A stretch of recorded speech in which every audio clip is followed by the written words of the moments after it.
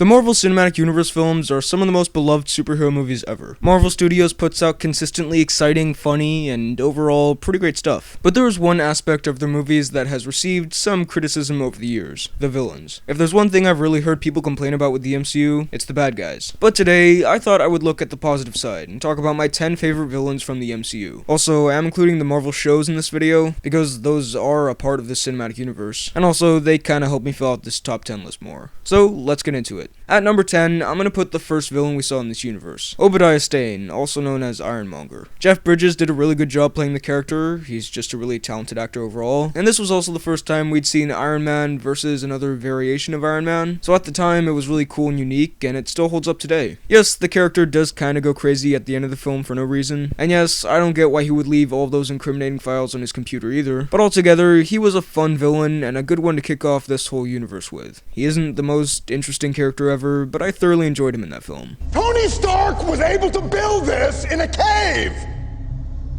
with a box of scraps. Number 9 is one that you might not expect, but I'm gonna go with Justin Hammer from Iron Man 2. Mickey Rourke did a pretty good job as Whiplash, but he wasn't really that memorable. To me, the bad guy that sticks out in that film is Sam Rockwell, who was originally going to play Tony Stark as Hammer. He's fun to watch, his lines are great, and he manages to be a total douchebag while also being very entertaining. This is my Eiffel Tower. This is my Rachmaninoff's third, my Pieta. It's completely elegant, it's bafflingly beautiful, and it's capable of reducing the population of any standing structure to zero. I call it the ex-wife. That's impressive, and honestly, I wouldn't mind seeing more of him in a relatively small role sometime in the future of the MCU, kind of along the lines of General Ross in Civil War. And what a transition into number 8, Baron Zemo, or Helmet Zemo, I guess. Now this is actually a bit of a surprise for me, because when I first saw this movie, I wasn't a big fan of the villain, and while I still think he was a bit underused and his backstory was a bit generic, after watching Captain America Civil War for a second time, I gotta put Zemo on this list. I enjoyed his storyline a lot more in my second viewing. He may not be the Zemo that we know from the comics yet, but I imagine he'll transition into this in some future film. And here, he's kind of a genius villain, with plans that actually reminded me a bit of the Joker's. In The Dark Knight, the Joker plans every tiny detail to an almost ridiculous degree. Well, that's really what Zemo did in Civil War. I would still say the whole Zemo storyline is one of the weaker parts of Civil War, but after seeing it twice, I would definitely say it's more enjoyable the second time around. And I'm now looking forward to seeing what this guy does next in the MCU. Coming in at number 7, I've got the Red Skull. Now, while Hugo Weaving apparently really doesn't want to come back to this franchise, despite being contractually obligated to, I think he did a great job as Red Skull for the time he was there. I mean, again, there isn't much depth to his character, but he's a great classic villain for Cap to face in World War II. He's crazy, he's evil, he's pretty scary, he has this threatening aura around him, he has a pretty cool looking red skull. He's also a pretty good adaptation of the character from the comics, and although, again, Hugo Weaving doesn't want to, or at least he didn't 4 years ago, wouldn't it be awesome to see this guy pop up again, somewhere in space? If you'll recall, that's where he ended up anyway, so he doesn't need to have a major role, but he could just show up briefly in something like Guardians 2 or Captain Marvel. Now, number 6 is one where it's debatable whether or not he's a villain, since now he's pretty much a good guy, but for nearly an entire movie he was a villain, so I'm gonna go with the Winter Soldier. But I guess only in the movie Captain America the Winter Soldier. In that movie, this guy's an awesome villain. He's badass, he's very intimidating, and he's actually a physical match for Captain America, someone Cap can go hand to hand with. His introduction, where he just stands there in the middle of the street and blows up Nick Fury's car, that stuff's amazing. Also, kind of random thing, but I really love the Winter Soldier theme. I don't know, that just really fits the character for me.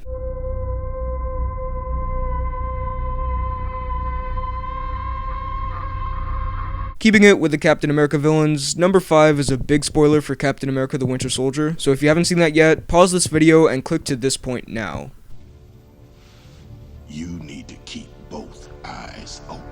Okay, number 5 is Alexander Piers, played by Robert Redford. I feel like Robert Redford doesn't get enough credit for how well he did as the actual main villain in the Winter Soldier. I mean, the Winter Soldier himself was a great physical match for Cap, but this was the guy who was pulling the strings all along, and he totally sold that Hydra twist. He's been in S.H.I.E.L.D. for years, he's Fury's best friend, and it turns out he's been an evil, insane Nazi the whole time. Overall, just a great performance from a great actor. At number 4, I'm gonna put Ultron. Now, Ultron is kind of interesting, because I was expecting one thing out of his character and I got another, but I still actually ended up really enjoying it. Watching those trailers, I thought we were in for a dark, methodical, evil, Terminator-ish villain. There are no strings on me.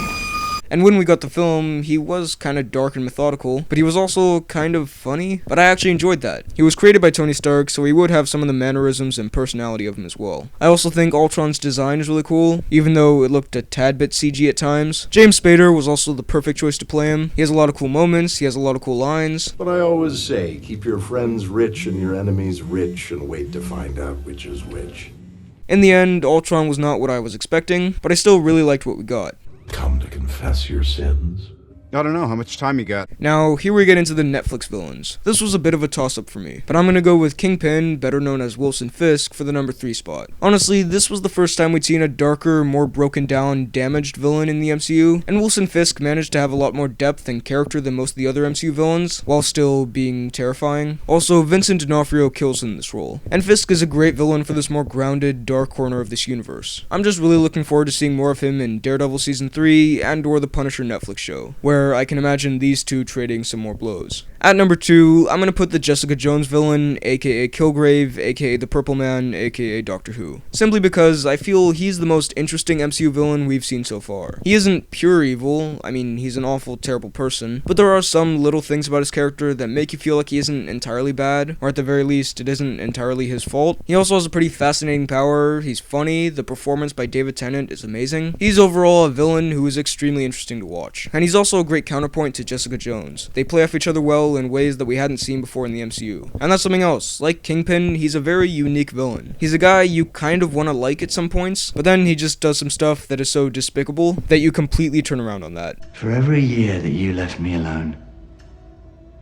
stab yourself. Kilgrave is just a very engaging and kind of captivating villain. Now before I get to my number 1, I'm just gonna go through some honorable mentions, and really pretty much every other MCU villain could be here, because nearly all of the other ones, they're cool enough villains and the actors always give good performances, but they just aren't that memorable. So the few that I would especially highlight here would be Thanos. Hopefully he'll be an epic villain for Infinity War. So far he's been great, but we really haven't seen enough of him yet to fully judge him as a character. The Punisher, fantastic and really interesting character, one of the best parts of Daredevil Season 2. The only reason he wasn't on the main list is that I don't really know if he can be categorized as a villain. He's really more of an anti-hero, so I'll just put him here. And the final honorable mention is a bit of a spoiler for Agents of S.H.I.E.L.D., so if you haven't caught up with that yet, again, pause right here and skip to this time in the video.